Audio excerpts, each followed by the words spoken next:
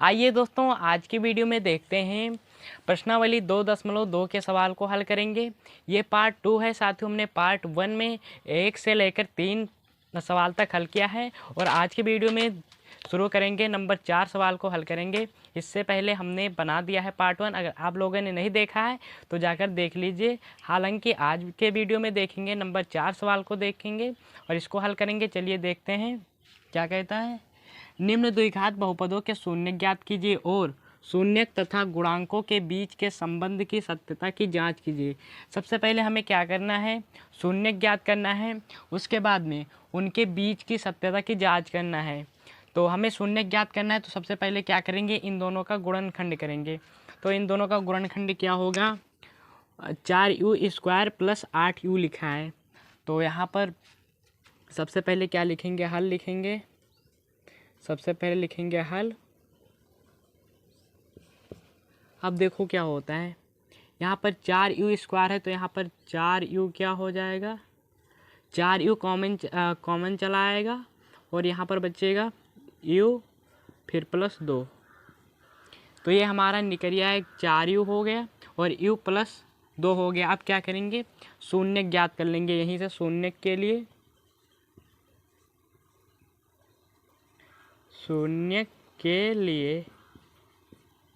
शून्य के लिए क्या करेंगे, यहाँ पर 4u प्लस 2 बराबर 0 कर देंगे। इन सभी के बराबर 0 कर देंगे। अब देखो क्या होता है, एक बार 4u के बराबर 0 करेंगे और एक बार u प्लस 2 के बराबर 0 करेंगे। अब देखो क्या है, यहाँ पर पक्षांतर करने पर u बराबर कितना चलाएगा, 0/4। 0/4 को यदि हम भाग देते हैं तो 0 को किसी भी संख्या से भाग देंगे तो 0 ही आएगा। u बराबर 0। अब देखो इसको क्या करेंगे, u बराबर क्या ले जाएंगे, पक्षांतर करने पर यहाँ पर प्लस के 2 है, इधर जाकर माइनस के 2 हो जाएगा, माइनस के 2 हो जाएगा। तो हमें 2 शून्य प्राप्त हुआ। शून्य बराबर लिख दे रहा हूँ इधर। शून्य बराबर क्या है, एक 0 आया है, एक -2 आया है। अब क्या करेंगे, शून्यकों का योगफल एवं शून्यकों का गुणनफल देखेंगे। अब आइए देखते हैं शून्यकों का योगफल। इधर शून्यक का योगफल, शून्यकों का योगफल, शून्यकों का योगफल क्या होता है, -b/a होता है। शून्यकों का गुणनफल, शून्यकों का गुणनफल, शून्यकों का गुणनफल। अब देखो क्या करते हैं, शून्य का योगफल पूछा है तो यहाँ पर क्या है, आप चाहे माइनस ये बटा भी कर सकते हो, चाहे इस तरह से कर सकते हो। क्या लिखा है, 0 प्लस -2/2, क्योंकि शून्य का योगफल करना है तो शून्य कौन सा शून्य में प्राप्त हुआ, 0 और -2 प्राप्त हुआ है। अगर 0 में हम -2 जोड़ेंगे तो हमारा क्या आएगा, -2 ही प्राप्त होगा। अब गुणनफल देखते हैं, शून्यकों का गुणनफल होता है तो शून्य का गुणनफल होगा, इसको इस तरह से लिख दे रहा हूँ, -2। अब 0 को अगर 0 से किसी भी संख्या से भाग देंगे या गुणा करेंगे तो क्या आएगा, 0 आएगा। तो यहाँ पर 0 प्राप्त हो। अब क्या करेंगे, जांच करेंगे। सत्यता की जांच लिखी है, यहाँ पर सत्यता का जांच लिखा तो सत्यता की जांच कर लेंगे। यहाँ पर सत्यता की जांच लिखा है तो सत्यता की जांच, सत्यता की जांच।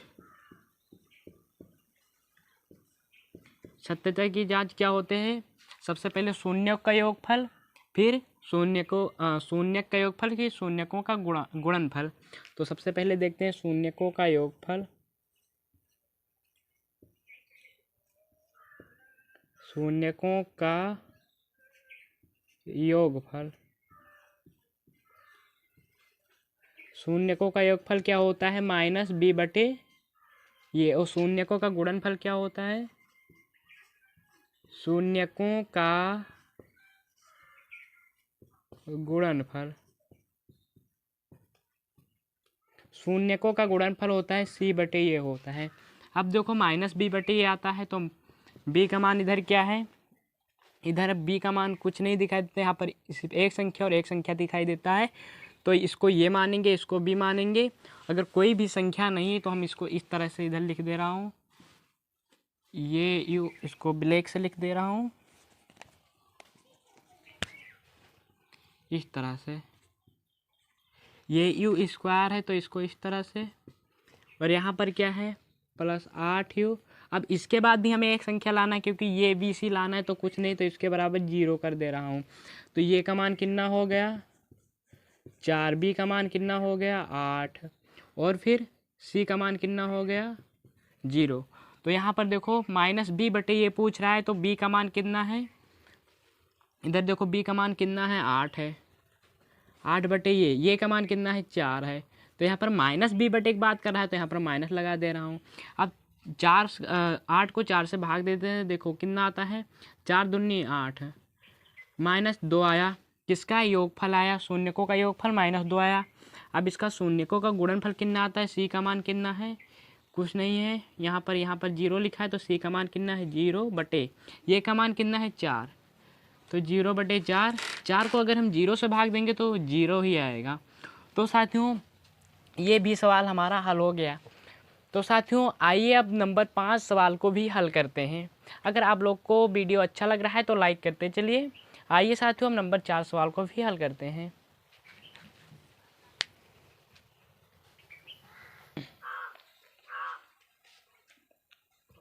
चलिए साथियों नंबर 5 सवाल को भी हल करते हैं। इसमें क्या लिखा है, देखो t² लिखा है, फिर -15 लिखा है, t² -15। इसको किस तरह से करेंगे, सबसे पहले हम इसका भी शून्य ज्ञात करेंगे। शून्य कैसे ज्ञात करेंगे, यहाँ पर सिर्फ 2 ही संख्या है तो यहाँ पर स्क्वायर लगा, यहाँ पर स्क्वायर नहीं लगा, तो इसके लिए क्या करेंगे, सबसे पहले देखो सबसे पहले लिखेंगे हल। सबसे पहले लिखा हल, देखो अब t² है तो यहाँ पर t² को t² ही लिख दे रहा हूँ। अब माइनस के है तो देखो हमें क्या लाना है, इसी तरह से t² है, इसी तरह को 15 को भी हमें स्क्वायर में लाना है, तो क्या करेंगे, इसको रूट में लिखेंगे, रूट 15²। अब देखो इस तरह से हो गए, यदि हम रूट खोलेंगे तो हमारा क्या आएगा 15 आ जाएगा, क्योंकि स्क्वायर से रूट कट जाएगा, इसलिए हम स्क्वायर लगा दे। अब देखो ये क्या हो रहा है, अब इसको हम इस तरह से कर देता हूँ, क्योंकि यहाँ पर ये -b का फॉर्मूला लग जाए, क्योंकि यहाँ पर ये स्क्वायर -b² यानी t² रूट 15² है। तो इसको हम करते हैं, देखो किस तरह से करेंगे, t प्लस रूट 15 और फिर t माइनस रूट 15। इसको हम किस तरह से तोड़े हैं, इधर लिख दे रहा हूँ,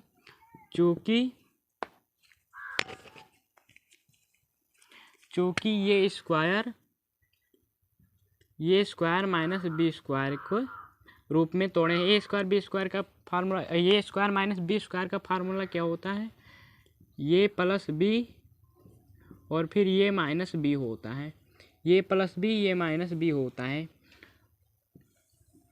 तो ये फार्मूला होता है। इस पर हम तोड़े हैं। अब क्या करेंगे हम, ये 2 संख्या आ गया, अब इसका शून्य ज्ञात करेंगे। तो यहाँ पर लिखेंगे शून्य के लिए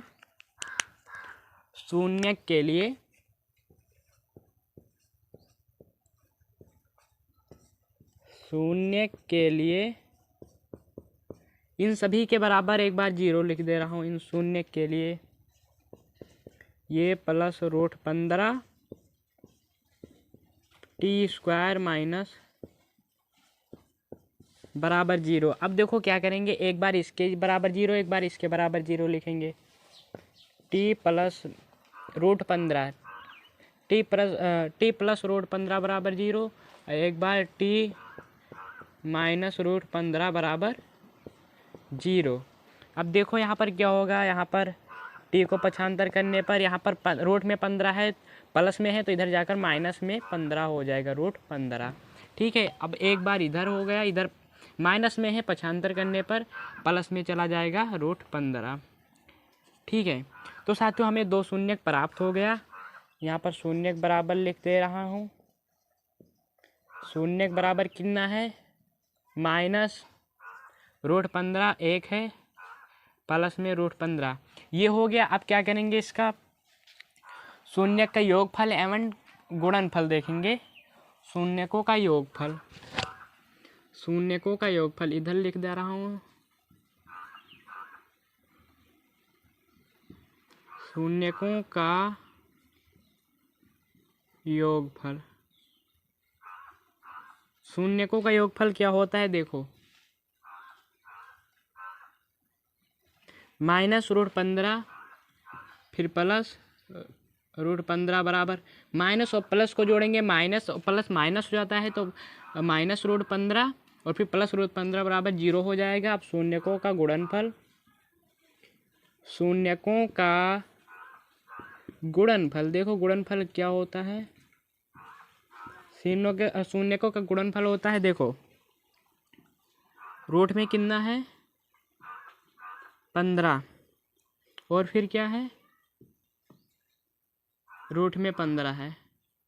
अब रूट और रूट क्या होता है, इससे -√15 और फिर √15 से गुणा होगा तो माइनस में 15 सिर्फ आएगा, सिर्फ माइनस में 15 आएगा। ये हो गया। अब क्या करेंगे, सत्यता की जांच, सत्यता की जांच, सत्यता की जांच। सत्यता की जांच क्या होती है, शून्यकों का योगफल, शून्यकों का योगफल, शून्यकों का योगफल, शून्यकों का योगफल होता है -b/a और शून्यकों का गुणनफल, शून्यकों का गुणनफल, गुणनफल क्या होता है c/a होता है। अब देखो इसके लिए हम क्या करेंगे, सत्यता की जांच करने के लिए यहाँ पर t² -15 है, तो यहाँ पर देखो तो ये और b ही संख्या हमें प्राप्त होते हैं, लेकिन हमें ये और b और c तीनों लाना है। तो क्या करेंगे, यहाँ पर देखो इसको इस तरह से लिख सकते हैं, t² है यहाँ पर, तो देखो t² का t² और फिर प्लस में 0t और फिर माइनस में √15 है, तो माइनस में √15 हम इसको लिख सकते हैं, ठीक है, माइनस में √15 हम इसे लिख सकते हैं। इसको साथियों यहाँ पर हमें ये +b +c के रूप में लाना है, तो हम क्या करेंगे, देखो यहाँ पर क्या है, t² है, t² के t² लिखेंगे, फिर यहाँ पर प्लस में कर देंगे 0t और फिर माइनस में क्या है 15 है तो 15। अब क्या हो गया, ये का मान यहाँ पर t है तो ये का मान ये हो गया, और यहाँ पर 0 है तो b का मान 0 हो गया, यहाँ पर 15 है तो c का मान -15 हो गया। तो देखो b का मान कितना होगा 0/-0 ये का मान कितना 1, तो यहाँ पर 0 से कुछ भी भाग देखो 0 ही आएगा, ठीक है। अब यहाँ पर गुणनफल है तो c का मान कितना है, देखो c का मान इधर है -15 तो इधर -15 लिख दिया। अब इधर ये का मान कितना है 1, अगर हम -15 को 1 से भाग देंगे तो कितना आएगा -15 ही आएगा। तो साथियों ये भी सवाल इसी तरह से था, तो ये हमने सॉल्व कर दिया है। अब आइए साथियों नंबर 6 सवाल की ओर चलते हैं, क्योंकि इसका यानी पहले सवाल का लास्ट भाग है, यानी नंबर 6 सवाल है, उसको भी हल करते हैं। तो आइए दोस्तों नंबर 6 सवाल को भी सॉल्व करते हैं।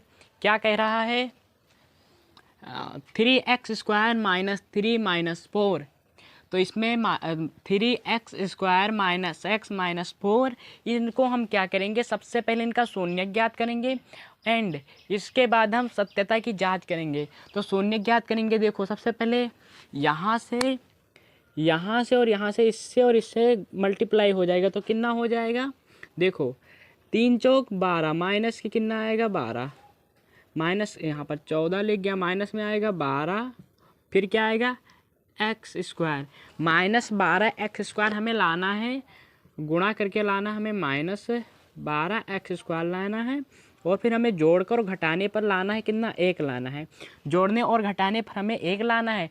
तो हम इससे पहले क्या करेंगे, देखो -4x और फिर +3x, यदि हम इन दोनों को जोड़ते घटाते हैं तो कितना आएगा -1 आ जाएगा।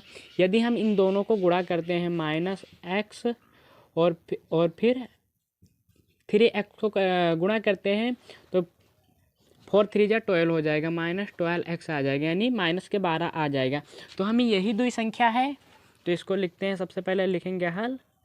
यहाँ पर लिखा हल, देखो यहाँ पर 3x² है, 3x² लिख दिया।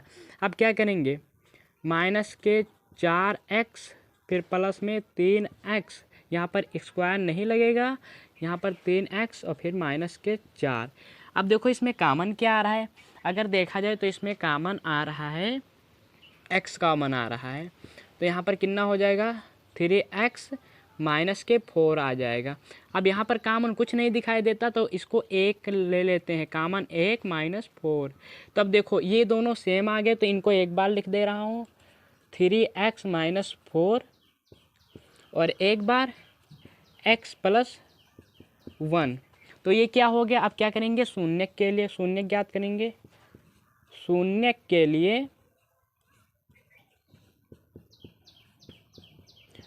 के लिए हो गया। तब देखो क्या करेंगे, एक बार सभी के बराबर 0 लिख देंगे, एक बार सभी के बराबर 0 लिख देंगे और एक बार 1 के बराबर 0 लिखेंगे, 1 के बाद 0 लिखेंगे। अब इधर देखो क्या है, x यहाँ पर 3/4 आ जाएगा, यहाँ पर कितना आ जाएगा -1 आ जाएगा। तो हमें 2 शून्य प्राप्त हुआ। शून्य बराबर कितना आ गया 4/3, एक आया -x, 4/3 -x आया शून्य बराबर। अब क्या करेंगे, इसका सत्यता अभी नहीं करेंगे, अब इसका देखेंगे योगफल एंड गुणनफल देखेंगे। गुणनफल क्या होता है इसको देखते हैं। शून्यकों का योगफल, शून्यकों का योगफल, शून्यकों का योगफल होता है, देखो 4/3 -1, 4/3 यहाँ पर योगफल तो करना माइनस प्लस फिर -1।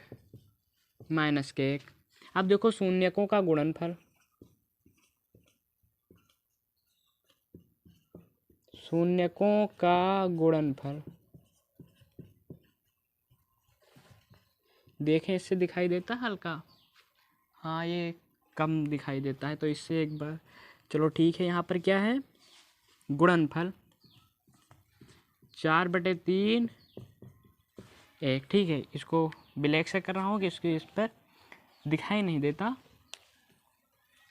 देखो क्या करेंगे, यहाँ पर कुछ नहीं, तो यहाँ पर एक बार इसको इस तरह से लिख सकते हैं 4/3, यहाँ पर माइनस और प्लस है तो यहाँ पर माइनस लग जाएगा 1, कुछ नहीं तो इसके नीचे भी 1 लग जाएगा। अब इन दोनों का एलसीएम ले लेते हैं, तो कितना हो जाएगा 3, 3 × 3 तो यहाँ पर 4 आ जाएगा, यहाँ पर कितना आएगा, यहाँ पर 3 आ जाएगा। अब देखो कितना होगा 1/3, 1/3 कितना आ गया योगफल आ गया। अब गुणनफल इसमें भी देखते हैं, तो इसके कुछ नीचे नहीं, तो इसको 1 ले लेते हैं और तिरछा मल्टीप्लाई कर दे। चलो एलसीएम इसका भी ले लेते हैं, 3 आ गया, यहाँ पर 4 के 4 ही रहेगा, यहाँ पर -3 आ जाएगा, -3 आ जाएगा। तो 1/3, इसका भी 1/3 आया है। अब क्या करेंगे सत्यता की जांच, सत्यता की जांच, सत्यता की जांच क्या होता है योगफल गुणनफल। हम यहाँ पर सिर्फ योगफल लिख दे रहा हूँ, आप लोग शून्यकों का योगफल लिख लीजिएगा। योगफल क्या होता है -b/a, गुणनफल क्या होता है, गुणनफल होता है c/a होता है। अब b/a क्या है, देखो यहाँ पर लिख दे रहा हूँ, इधर ये का इसी के ऊपर ये का मान कितना है, देखो ये का मान है 3, b का मान कितना है 1, कुछ नहीं तो 1, यहाँ पर माइनस तो -1, c का मान कितना है 4, -4। अब देखो क्या है -b/a है, तो b का मान कितना है 1 और फिर ये का मान कितना है 3, माइनस लिखा है तो माइनस आ गया, ठीक है।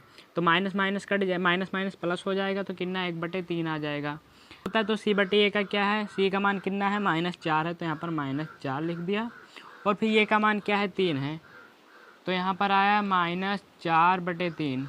तो साथियों ये भी हमारा लास्ट सवाल हो गया, क्योंकि ये था यानी नंबर 1 सवाल के 6 भाग था और 6 भाग को हमने समाप्त कर दिया है।